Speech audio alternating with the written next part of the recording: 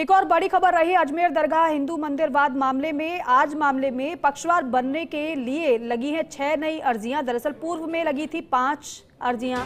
अब तक पक्षकार बनने के लिए कुल मिलाकर 11 अर्जियां कोर्ट में लगी हैं, लेकिन इन सभी अर्जियों पर जवाब देने के लिए वादी विष्णु गुप्ता के अधिवक्ता ने समय मांगा है।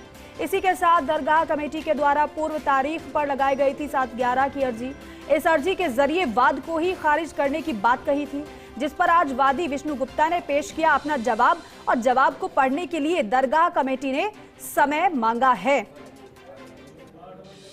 और शुभम जैन हमारे सहयोगी लाइव जुड़ रहे हैं खबर पर ज्यादा जानकारी के लिए। शुभम, ओवरऑल जरा बताइएगा क्या रहा इस पूरे मसले पर, क्योंकि 5 अर्जियां पहले ही लगी हुई थी, लेकिन अभी और अर्जियां दाखिल की गई हैं। किन लोगों की ओर से, कोर्ट ने क्या कहा और किसने क्या जवाब दिया?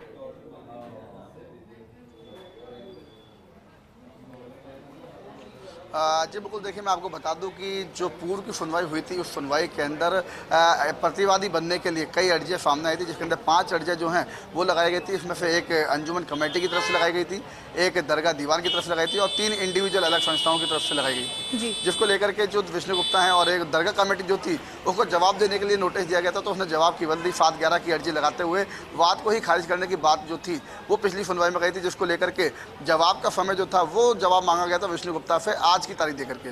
आज विष्णु गुप्ता जब दोपहर 2:30 बजे सुनवाई चालू हुई तो वो अपना जवाब लेकर के पहुंचे, लेकिन उन्होंने जो 1/10 की जो प्रतिवादी बनने की अर्जियां थी, जो पुरानी 5 उनको लेकर के और जो आज अर्जियां लगी हैं 6, उन टोटल 11 अर्जियों को लेकर के उन्होंने जो जवाब है वो देने के लिए उन्होंने कहा कि जब 7/11 का मामला क्लियर होगा, उस पर डिसीजन आएगा, उसके बाद ही 1/10 की अर्जी पर बहस होगी, उसके बाद जवाब दिया जाएगा। क्योंकि जो 110 की अर्जी है वो प्रतिवादी बनने की है, लेकिन 7/11 की जो अर्जी है वो वाद को खारिज करने की है। अगर वाद ही खारिज हो जाता है तो 110 की अर्जी का कोई मतलब नहीं रहता, जिसके चलते 7/11 का जो मामला था, जो दरगाह कमेटी के द्वारा जो वाद खारिज करने की बात कही गई थी, वो वाद खारिज करने की जो अर्जी थी वो लगाने के साथ ही जो पूरा मामला था उसके ऊपर जवाब देना था विष्णु गुप्ता को। वो जवाब लेकर के आज विष्णु गुप्ता 4 पेज का जो जवाब है वो लेकर के पहुंचे और जवाब लेने के साथ ही जो विष्णु गुप्ता हैं वो जवाब लेने के साथ ही यहाँ पे पहुंचे और जवाब देने के बाद वो जो है कोर्ट में गए और उन्होंने 110 की अर्जी के ऊपर जवाब दिया। उसके बाद जो उनका लिखित जवाब था वो 7/11 की अर्जी को लेकर के दिया उन्होंने कहा। और जो सामने दरगाह कमेटी है उन्होंने जो जवाब दिया है उसको पढ़ने के लिए समय मांगा है।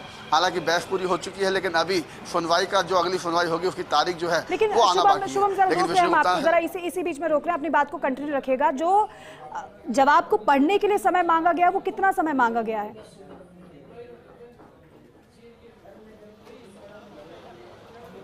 जी बिल्कुल, देखिए अभी जो प्रतिवादियों के जो वकील थे उन्होंने अभी तक कुछ स्पष्ट नहीं किया है, लेकिन उन्होंने समय मांगा है। समय कितना मांगा है वो न्यायालय बताएगा। अभी कुछ देर के अंदर जो तारीख है उसकी जो है वो ऐलान की जाएगी, कितनी तारीख को अगली सुनवाई होगी, वही समय जो है वो कहीं ना कहीं निर्धारित होगा। लेकिन जो 4 पेज का जो जवाब दिया गया है विष्णु गुप्ता के द्वारा, उस जवाब को पढ़ने के बाद ही उस जवाब के बाद बहस होगी। अब वो बहस होती है, बहस के अंदर क्या होता है, क्या 7/11 खारिज होती है या वाद खारिज होता है, वो देखने वाली बात होगी। लेकिन जो पूरा मामला है वो अब अटका है 7/11 के वाद पर। जो वाद में जवाब दिया है उसके अंदर एक सुप्रीम कोर्ट के जजमेंट को भी जो है उन्होंने नोटिफाई किया। वो सुप्रीम कोर्ट का जजमेंट होता है वो काफी महत्वपूर्ण होगा। अब क्या जवाब दिया है? ठीक है शुभम, अभी तो जवाब को पढ़ने के लिए समय मांगा गया है और जब जवाब को पढ़ लिया जाएगा फिर बहस पूरे मामले पर होगी। फिर आगे क्या निकलकर सामने आएगा इस पर नजर बनी रहेगी। फिलहाल आपका बहुत शुक्रिया विस्तार से इस पूरी जानकारी के लिए।